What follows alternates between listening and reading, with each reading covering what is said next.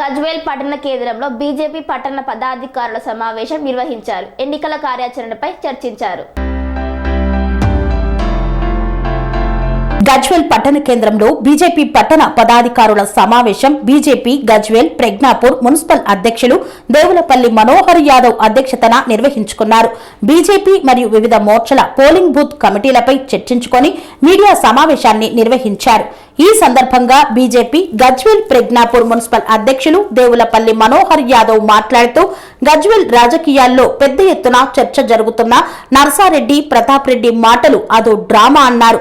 వారి మధ్య చీకటి ఒప్పందం ఉందని, కేవలం ఎన్నికల వేళ వాళ్ళిద్దరి చుట్టూ గజ్వేల్ రాజకీయాలు ఉన్నాయి అన్నట్టు ఈ డ్రామాకు తెరతీశారన్నారు. వారికి గజ్వేల్ అభివృద్ధిపై చిత్తశుద్ధి ఉంటే 2014 ముందు మాజీ ఎమ్మెల్యే నర్సారెడ్డి ఏం చేశారో, టీఆర్ఎస్ పార్టీలోకి వెళ్లిన ప్రతాప్ రెడ్డి ఏం చేశారో ప్రజలకు తెలపాలని డిమాండ్ చేశారు. 10 ఏళ్ల టీఆర్ఎస్ ప్రభుత్వంలో గజ్వేల్ పూర్తి స్థాయి అభివృద్ధి పనులను పూర్తిగా చేయించడంలో బీఆర్ఎస్ గజ్వేల్ నాయకులు విఫలమయ్యారని అన్నారు. దేశంలో పెద్ద ఎత్తున నరేంద్ర మోడీ గారికి మద్దతుగా ప్రజలందరూ నిర్ణయం తీసుకున్నారు. పెద్ద ఎత్తున దేశంలో ఉన్న ఎంపీ స్థానాల్లో 400కు పైగా స్థానాలు ఇవ్వాలనేది ప్రజలు నిర్ణయించుకున్నారు.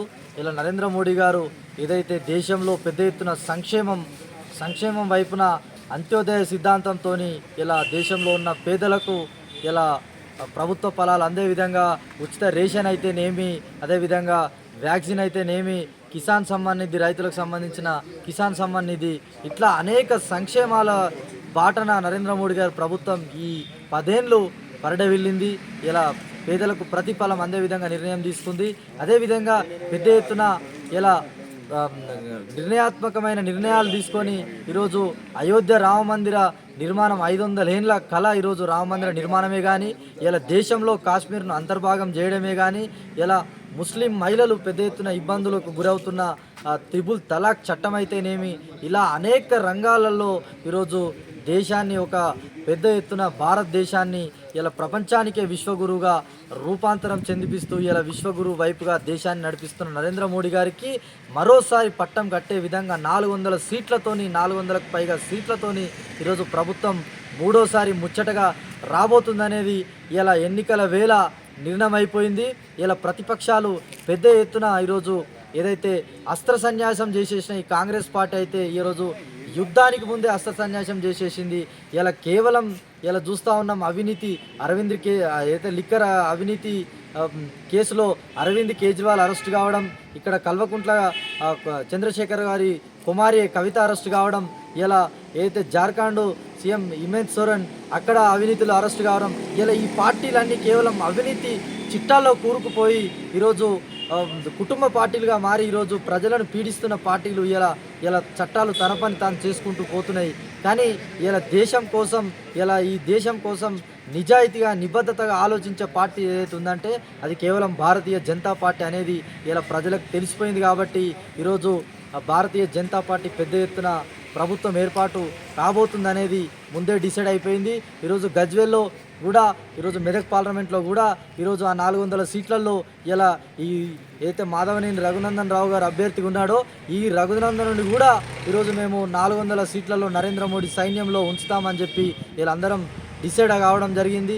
అదేవిధంగా గజ్వేల్లో కూడా ఈరోజు ఏదైతే 66,000కు పైగా గజ్వేల్ అసెంబ్లీలో వచ్చిన ఓట్లు ఉన్నాయో అవిట్లను డబల్ చేస్తూ రెట్టింపుగా ఈరోజు 150,000 ఓట్ల వైపు మేము తీసుకెళ్తామని చెప్పి ఈరోజు గజ్వేల్లో కూడా పెద్ద ఎత్తున కార్యకర్తలు అందరూ కంకణబద్దులై పనిచేస్తూ ఉన్నారు. ఇలా గజ్వేల్లో ఇలా నాయకులు కేవలం ఏదైతే ఎన్నికల వేళనే వీళ్ళకు రాజకీయాలు గుర్తొస్తాయి. స్థానిక నాయకులు నర్సారెడ్డి గారు అయితేనేమి, ప్రతాప్ రెడ్డి గారు అయితేనేమి, వీళ్ళిద్దరూ తోడు దొంగలు.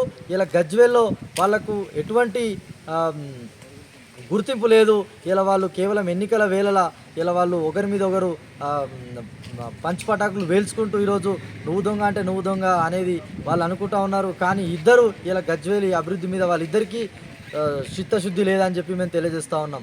2014 ముందు నర్సారెడ్డి గారికి అధికారం ఉంది, ఎమ్మెల్యేగా ఉన్నాడు, ఏం డెవలప్మెంట్ చేసిండు? ఇలా ఒక కొంత వర్గానికే కొమ్ము కాస్తూ గజ్వేల్ రాజకీయాలను భ్రష్టు పట్టించిండు నర్సారెడ్డి. ఇలా ఈ 10 ఏళ్ల నుంచి కూడా ఇలా ప్రతాప్ రెడ్డి ఇలా ఈ గజ్వేల్ రాజకీయాలను మరోవైపుకు తీసుకుపోయిండు. అదేవిధంగా ఏదైతే కేసీఆర్ గారి ఇక్కడ నుంచి సీఎం ఉంటే ఒక్క అభివృద్ధి పనిని కూడా పూర్తి చేయించలేకపోయిండు. అభివృద్ధి పెద్ద ఎత్తున మేము ఇన్ని కోట్లు పెట్టి గజ్వేల్ని డెవలప్ చేస్తున్నాం అన్నాడు, కానీ ఎక్కడికక్కడ రోడ్లన్నీ నీరుగారిపోయినాయి. Ring road incomplete, underground drainage incomplete, అదేవిధంగా Indira park to Kotamaisamma road incomplete, ఇట్లా మున్సిపాలిటీలో గల్లీ రోడ్లు ఇన్కంప్లీటు, ఇట్లా అనేక సమస్యలను ఉన్నాయి.